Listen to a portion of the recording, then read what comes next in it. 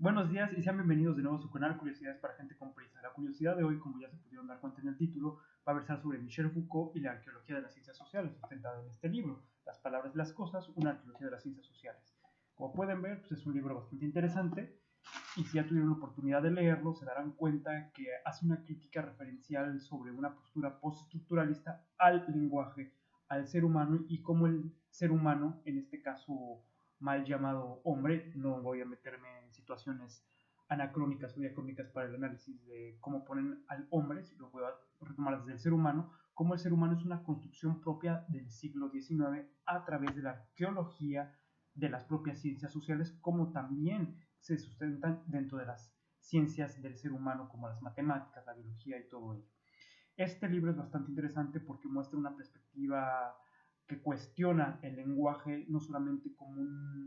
una parte inherente o inexorable al ser humano, sino también como una construcción de este mismo, el cual enfoca y lo relaciona con su propia cultura, con su propio devenir,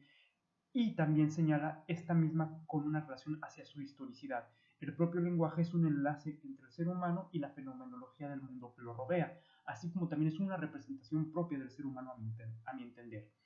Hace también un llamamiento bastante interesante sobre la postura filosófica dentro de la propia historia. Si bien Michel Foucault se define a sí mismo como historiador, muestra mucho bagaje, mucha interpretación histórica, así como también muestra atisbos de conocimientos protohistóricos que se van a desarrollar posteriormente. Hace un llamado indirectamente hacia el presentismo, hacia el futurismo, hacia la prognosis, hacia nuevas corrientes de la historia que no estaban en su tiempo desarrolladas, como la Big History, Deep History, dentro de las cuales el ser humano pasa a ser parte elemental de la propia historia, pero ya no es el centro. Michel Foucault, dentro de sus páginas, interpretativamente hablando, empieza a deconstruir la figura del ser humano y lo empieza a relacionar como una parte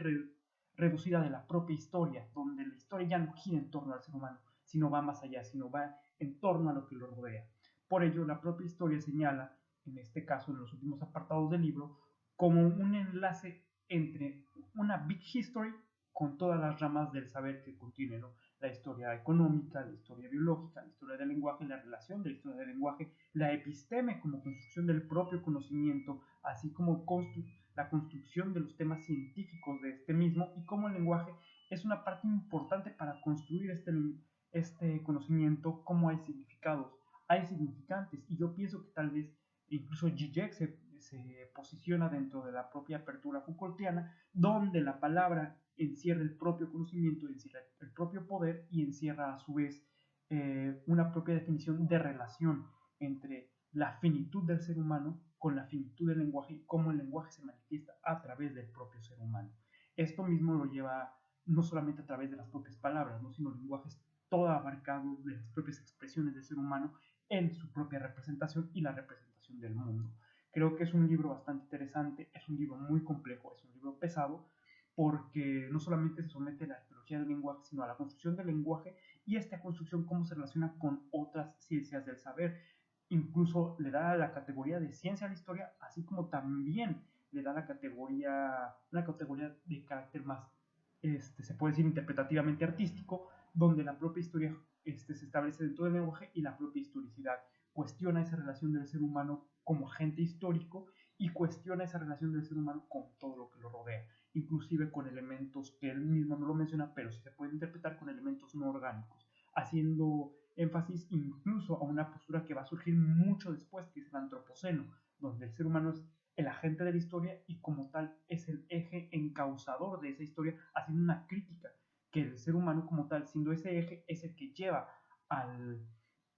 lleva al análisis histórico por medio de, pero que no es propio del ser humano la historia, sino que la historia envuelve no solamente al ser humano, sino a todo aquello que lo rodea. Por lo tanto, siento que hay una cierta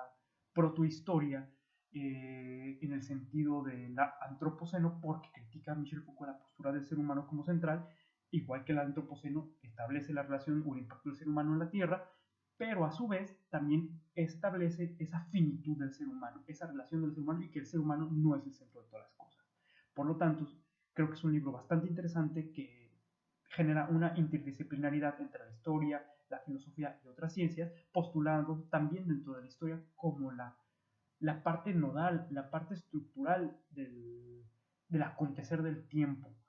no solamente del ser humano, sino de todo lo que lo rodea desde el inicio. Por lo tanto, es un libro muy interesante, muy pesado, con mucha información,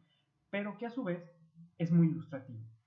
Si ya ustedes pudieron leerlo, pues déjenlo en la caja de comentarios, y si no, pues los invito o las invito a que lo hagan, y pues se puede establecer un diálogo. Sin más, me despido y les agradezco que nos sigan visitando. Hasta la próxima.